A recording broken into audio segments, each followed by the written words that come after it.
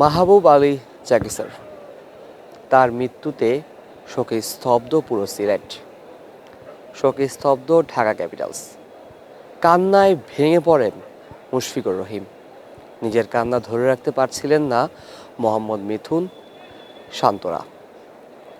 এই জাকি স্যার বাংলাদেশের বোলিং নিয়ে অনেক কাজ করেছেন, দীর্ঘদিন যাবৎ বাংলাদেশের ক্রিকেটকে দিয়ে গেছেন। আমিনুল ইসলাম বুলবুল বিসিবি সভাপতি, তিনি তো বললেনই এই জাকিকে আমরা চিনি 40 বছর ধরে, অর্থাৎ 40 বছর ধরে বাংলাদেশের ক্রিকেটকে তিনি সার্ভিস দিয়ে গেছেন।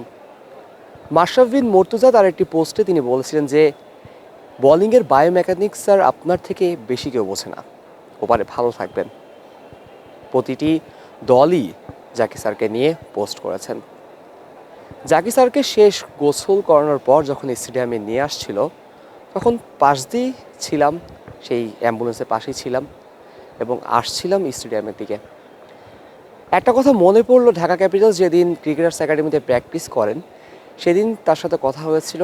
বলছিলাম স্যার একটা ইন্টারভিউ দেওয়া যাবে? স্যার বলেছিল পরে দিও বাবা। সেই পরেটা আর হলো না, জাকি স্যারকে বিদায় দিতে হলো। অশ্রুসিক্তভাবে জানাজার নামাজ অনুষ্ঠিত হলো, সকলেই উপস্থিত ছিলেন, সকল খেলোয়াড়রা উপস্থিত ছিলেন। মেহেদী মিরাজ তো হাসপাতালে চলে গিয়েছিলেন, কান্না ভেজা চোখ নিয়ে হাসপাতাল থেকে বের হয়েছিলেন। জাকি স্যারকে নিয়েও যদি কথা বলতে চাই, এখন পর্যন্ত যতগুলো সাংবাদিকের সাথে কথা বলেছি অনেকেই বলছেন যে জাকি স্যার বাংলাদেশের ক্রিকেট নিয়ে যতটা পরিমাণ কাজ করেছেন, বাংলাদেশের বোলিং নিয়ে যতটা কাজ করেছেন, অনেকেই হয়তো ততটা কাজ করতে পারেননি খেলোয়াড়দের সাথে।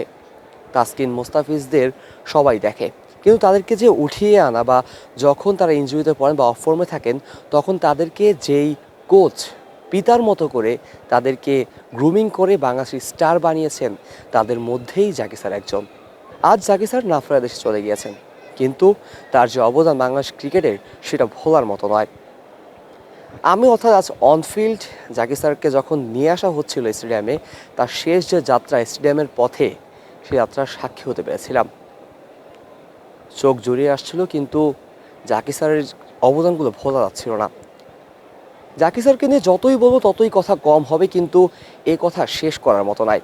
ঢাকা ক্যাপিটালস আজকে ঠিকই জিতেছে, ঢাকা ক্যাপিটালস ভালো খেলে জিতেছে আজকের ম্যাচে, কিন্তু মোহাম্মদ মিথুন যখন প্রেস কনফারেন্সে আসেন, তখন তিনি তার অশ্রু ধরে রাখতে পারেনি, তার চোখ ছলছল করছিল। তিনি অবশেষে বললেন যে আজকে আমাদের জয় জাকি স্যারকে উৎসর্গ করলাম। শুধু এই জয়টাই নয়, যদি ভুল না করে থাকি, মিথুনের মনে রয়েছে যে এই কাপটা তারা জয় করে জাকি স্যারকে উৎসর্গ করবেন। বিসিবির বড় যে প্লেকার্ড বা বড় যে জায়ান্ট স্ক্রিন, সেখানে কিন্তু জাকি স্যারের ছবি ভাসছিল। জাকি স্যার আপনাকে মনে রাখবে পুরো জাতি, পুরো ক্রিকেট জাতি। সিলেট লাকাতরা ক্রিকেট স্টেডিয়াম থেকে কাজী মোহাম্মদ আরাফাত, অন ফিল্ড।